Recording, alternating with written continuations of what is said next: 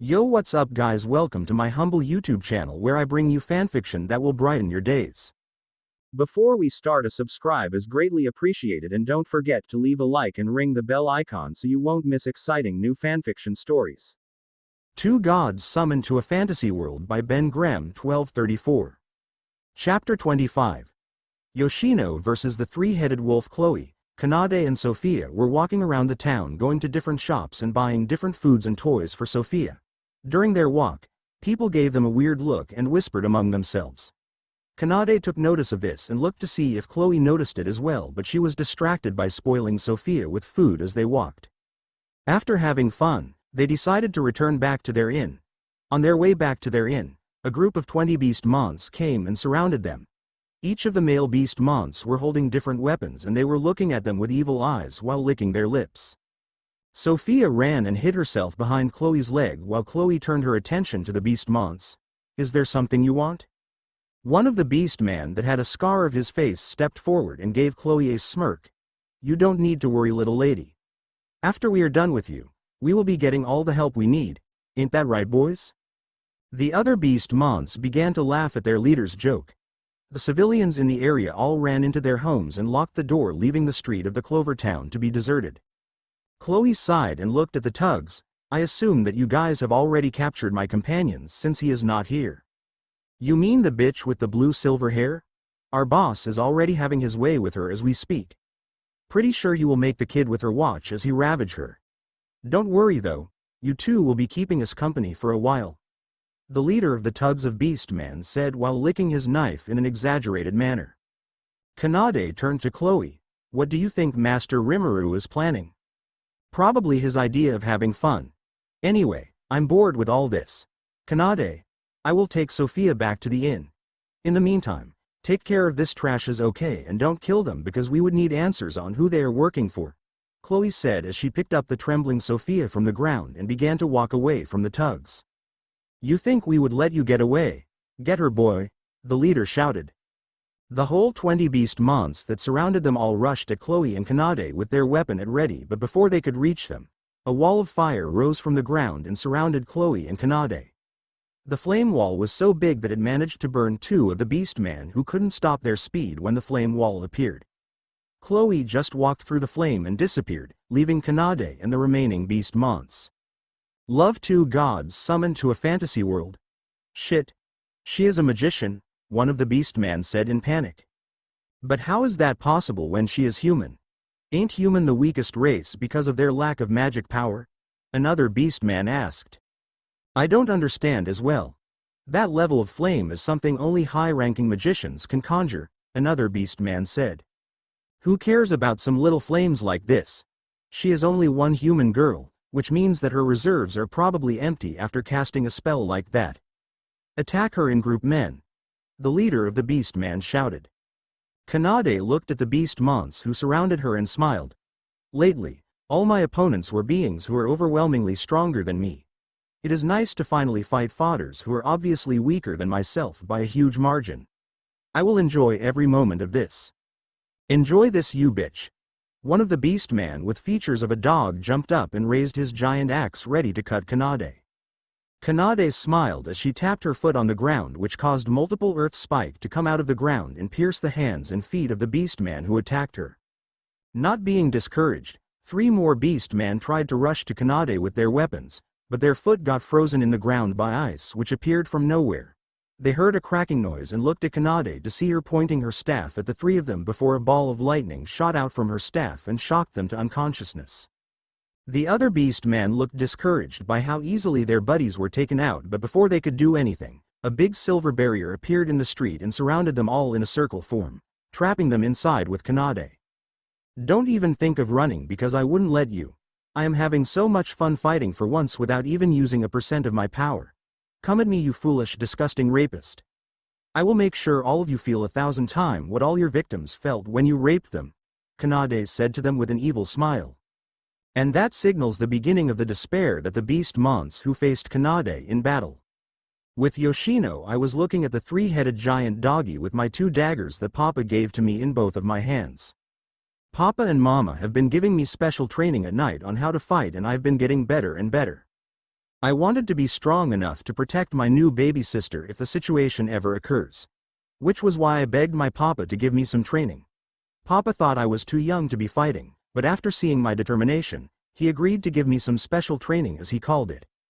Papa, being the all-powerful that he is, used his powers on my mind, which showed me the moves I would need to master, and I have been practicing ever since. When Papa asked me to fight the three-headed giant doggy, I was scared at first, but I was also ready to show Papa the fruit of all my training. The three-headed doggy jumped at me with its mouth open, but I was faster. I dodged to the left and used my dagger to slash its side while it was distracted.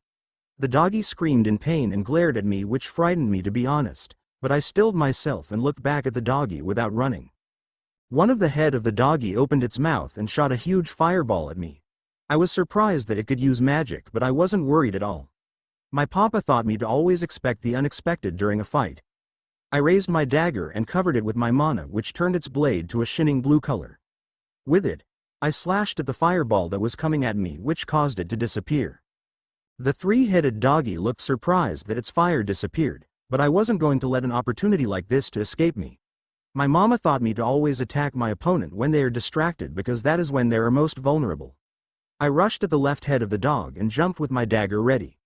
The three-head of the doggy saw me, but it was too slow to react, which is why I was able to stab my dagger at both of the eyes of the left head. That will definitely hurt a lot. It was obvious that it hurts because the three-headed doggy began to scream in pain while I jumped back with my dagger and took a battle stance. The two remaining head of the doggy that still had eyes glared at me while gnashing their teeth at me, but I didn't waver. Yoshino, sweetie. It looks like the puppy is planning to use all its powers to crush you. Watch out for its all-round magic and remember that your heart is your greatest weapon, Papa shouted to me. I nodded and got ready for whatever the doggy may be planning. The doggy roared and a giant torrent of flame generated below it and covered the itself. I was confused on why the doggy was attacking itself, but I got my answer when the flames died down. So yeah, I thought the doggy was big before, but its previous size is nowhere near the size of its current size right now. Its body has changed from red to a bright crimson red color, and its three heads and feet were covered in flames. It seems that it was double its previous size, which is big. I was so shocked by its radical change that I took a step back from its overwhelming presence. I can see it from my eyes how the three-headed doggy was giving me an evil smile as if sure of its victory. I wanted to run back to my papa in fear, but I remember his words to me right before the doggy transformed. Your heart is your greatest weapon. Those were the words he spoke to me.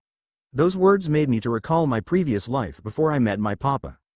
Small flashback, I remembered my former life in that town and how everyone hated me. I am a person created with a great mind even as an infant. I am able to remember everything about myself, including my birth and how I came to be. I wasn't born like other humans since I had no parents. It was like a wish brought me forth, and suddenly, there I was as a baby in a forest. I was found by some passers-by and was immediately brought into the nearest town, where I was kept in an orphanage. I remembered my life growing there and how I was different from other babies. When other babies would cry, I kept my silence. Even when I was hungry, I didn't cry. Because of this, the people who were supposed to be taking care of me in the orphanage called me a cursed child and neglected me. It got worse because I was thrown out of the orphanage at the age of 2. That's right, I remember it all because I'm not a normal human being. I who had nothing. No parents, no food, no friends, and no house to call my own. I was a nobody who wished for death every day in this miserable world. I was constantly being sold to various people all my life and being beaten by my previous masters for no apparent reason except for his pleasure. My former life before I met Papa was a living hell, and to make it worse, all those who saw my suffering always cheered or ignored me. I hated everyone in this world, and I hated whoever it was that created me in this world. And to make matters worse, I couldn't die even when I tried so many times to kill myself at the age of 3. I would always wake up even after I had killed myself, and with it happening so many times, I gave up the idea of dying. With all that happened to me, I felt my emotions slipping away until I lost the ability to feel anything again except for hate. When my last master got tired of beating and punishing me, seeing as I no longer react to him, he threw me away on the streets and left me to die, not like I could. That happened to me at the age of 4. Due to my strong will, I stood up and left. I began staying in the streets of the town I was sold to due to the fact I had nowhere else to go. I would steal foods from store just to survive. At times when I am caught after stealing some food, the townspeople will beat me so bad until I was left half dead. This happened on occasion that the people in the town see it as a routine to beat me at least once a week even when I did nothing to them. I who have lost my emotions didn't even bother to fight back or try to run. I will just let them have their way with me until they were satisfied. This was my life growing up in this godforsaken town, and before I knew it, I turned 7. Even though I couldn't die, what shocked me was that all the wounds that I would receive from the constant beating by townspeople healed overnight. This happened on several occasions that I suspected that I had some kind of fast healing. That wasn't the only thing I noticed about me that is different from others. After I turned 7, try as I might, I don't get hungry, thirsty or tired. I even went 1 month without eating and drinking water to see if I would feel the pain that would prove that I was human, but I didn't feel anything. It was at that moment that I knew that I was definitely different from other humans. When the town I was staying at was attacked by flying people in black, I ran away to save myself, but deep inside, I was enjoying hearing the sound of the townspeople screaming in agony. I thought it served them right for all the things they did to me. I tried to escape the town, but I was immediately captured by this huge man who took me to a room and locked the door. I thought he would try to kill me like his men was doing to the townspeople, but he did something worse to me. I didn't know what sex was because no one would teach me anything, but I learned what it was that day in a painful way. It was when he was having his way with me that I cried for the first time in my life. I thought back to my life from the moment I was created to now, and I just wanted it to end, but I was saved. My papa came into the room and rescued me. I obviously didn't trust him at first with everything that has happened to me, but due to the fact that I had nowhere else to go, I pretended to be helpless for him to take me away from the town. I was planning to run away the first chance I got after we left the town, but I couldn't because of how kind my papa was to me. My papa introduced me to his family and they all welcomed me with kind eyes. It was the first time since I was created that people have ever looked at me with eyes filled with love. All my life, I who had nothing suddenly have a papa, a mama, a big sister and a little sister who all love me. For the first time since I was born, I smiled and the world color returned to my eyes. My papa was amazing, and watching him made me wish to be like him someday. My papa would always give me whatever I wanted, and he would always smile at me even when I am too shy to ask him anything. My mama would always scold me whenever I did something wrong, like when I wander off on my own or when I take what does not belong to me. She would scold me but will later give me a hug and tell me that everything is all right. I couldn't help but cry at those times because parental love is something I have been craving all my life. I love my new family and I don't want to lose any of them. Losing any of my family is my greatest fear because it brought memories of my miserable life back. That is why I wanted to grow stronger, strong enough to protect what I hold dear in my heart. Small flashback ends with those memories came my resolve on why I fight. The powers I have now, it's not for me but rather for protecting my family whom I hold dear. The three-headed doggy roared and multiple huge fireball appeared behind it, which was launched at me with great speed. The floor into the room was heating up and the stone walls were melting from the heat the three-headed doggy was producing, but I didn't waver at all. Instead, I smiled with a look of determination on my face. I began to slash and deflect the giant fireball as many as I could, but the three-headed doggy kept on increasing the number and size until it became too much for me to deflect. Even so, I didn't lose hope and continued to try and deflect the fireballs with all my might. Some got to me and burned me, but I didn't stop deflecting even for a second. If the current is not strong enough to deflect all this flames, then I would become the me who is strong enough to do it. I shouted and increased my speed. I could feel my magic power increasing and I was close to awakening the power of my special powers. Before my eyes, all the fireballs which were moving at great speed before, became as slow as a snail. I easily deflected all the fireballs with both my dagger.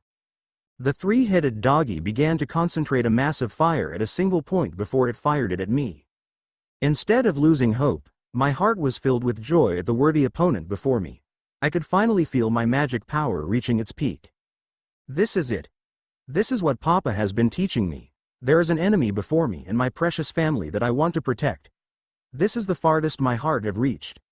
Exceed my limits and now, weave the world, ultimate battle form. Third-person paw of a huge bright light enveloped Yoshino, and the massive fire that was heading to her was easily repelled by the light. The three-headed wolf jumped back and glared at Yoshino. It did not understand what happened, but its instinct was telling him that he should run. The light that was generated by Yoshino died down to reveal a torrent of stars that was repeatedly glittering. The light circulated around Yoshino, just like meteor showers shooting around her, manifesting with an enormous amount of magic.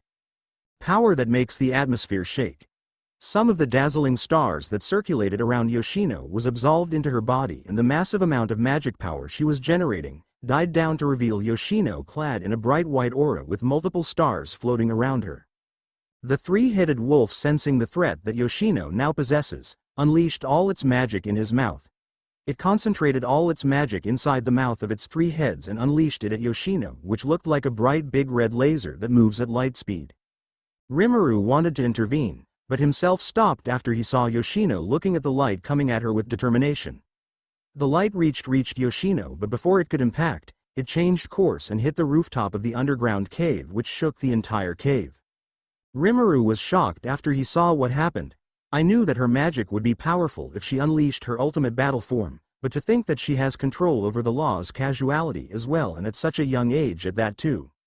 Yes. The blast would have hit Yoshino. In fact, it was destined to hit Yoshino, but she used the multiple abilities that her ultimate battle form gave her, which one of them is control over the laws of casuality. Yoshino changed the fate of the blast hitting her, which caused the blast to hit the rooftop instead. With her ultimate battle form activated, knowledge about the powers it wielded began to enter her brain, giving her full knowledge on how to control the abilities of her new powers and its many abilities. Just as the three-headed wolf was about to prepare for its next attack, Yoshino dashed at him with a speed that surpassed the speed of the laser that was shot at her and severed the middle head of the giant wolf with her dagger. Before the head could fall to the ground, Yoshino, who was still in the air, pointed her right hand in the direction of the severed head that was still falling. Devour it all. Beelzebub. A black vortex came out from her hand, which absolved the severed head into her hand in seconds. Rimuru smiled after he saw what she did. He was truly proud of her growth. She can already use my previous skills. This must mean that she has accepted me as one of her beloved people whom she holds dear. The power of Yoshino's ultimate battle form is the power which allows her to use the abilities of those whom she has created bonds with. Just as she holds her beloved people deep in her heart, so also her heart will respond to those bonds and weave their hopes into her, which will in turn give her their abilities. The knowledge of how to use those abilities that her heart has weaved into her is directly being transmitted to her brain at all times, which is why Yoshino appears smarter for someone her age. She won't be able to wield all their ability because her heart is still young, but with time and maturity, she would be able to do so. Her ultimate battle form would endlessly generate an infinite supply of mana, which will keep rising with no limitation. This was why Rimuru said that she would be the strongest being in this world when she's older. With her desperate need to grow stronger and to protect those she cares about, her heart responded to that will and was able to weave the hope of all those she loves into her. This ability was not something Rimuru gave her, but was something she was born with, or rather created with. It was as if the world itself heard the desperate cry for the help of all humans who have been suffering, and the result was the birth of Yoshino, who has the power to weave those hopes into power. It was thanks to her special magic powers that her wounds would heal overnight, and she felt no hunger or other things mortals feel, like the need for sleep or the need to breathe, and the fact that she is immortal is also thanks to her special magic powers. Her magic powers would have healed any of her injury instantly, but because Yoshino's heart was losing its love and radiance, her magic was diminishing and losing its shine. Which was why she was thankful that Rimuru saved her and returned the radiance that her heart has once lost. And that's why, at this moment, Yoshino's heart has exceeded its limits and was able to weave the bonds she has with her family and transforms it into power for her. This is Yoshino's special magic known as Hekatenkara. Her ultimate battle form is when she unleashes the full capacity of her heart magic, which is a state that puts her on par with the strongest beings in the world. She is the answer to all the prayers that every human in the world, and she is the one who would challenge the gods as the hero of the world. The three-headed wolf, or two in this case, turned and saw Yoshino in the air with the multitude of stars dazzling around her. It became afraid and tried to flee, but Yoshino next world sealed it fate. You won't get away. On saying that, multiple chains came out of the ground and binded the giant wolf. The wolf tried to break free, but the chains only tightened itself the more it struggled. Yoshino then raised hand in the air, which caused a giant magic circle to appear in the air above the giant two-headed wolf. Be erased from this world. Disintegration. A bright white light came out from the magic circle and descended on the giant wolf. Its painful scream was all that was heard as the wolf was erased from the world. Not a trace of it remained after the light died down. Yoshino saw that the wolf was gone, flew down to where Rimuru was. She landed in front of Rimuru and deactivated her ultimate battle form. How did I do, Papa? Rimuru smiled at her and roughed up her hair, which brought a smile to Yoshino. You were amazing. You finally managed to activate it at last. After we are done here, I will increase your training for you to master that special ability of yours. Be prepared, sweetheart. Yoshino puffed out her small chest at Rimuru. Bring it on, Papa. I can take whatever you dish out at me. Let's not get ahead of ourselves, Yoshino. Anyway, let's go inside the room that puppy came out from. I sense a lot of people in that place, Rimuru said as he began to walk there. Yoshino followed him and the both of them went into the opening that the three-headed wolf came out from.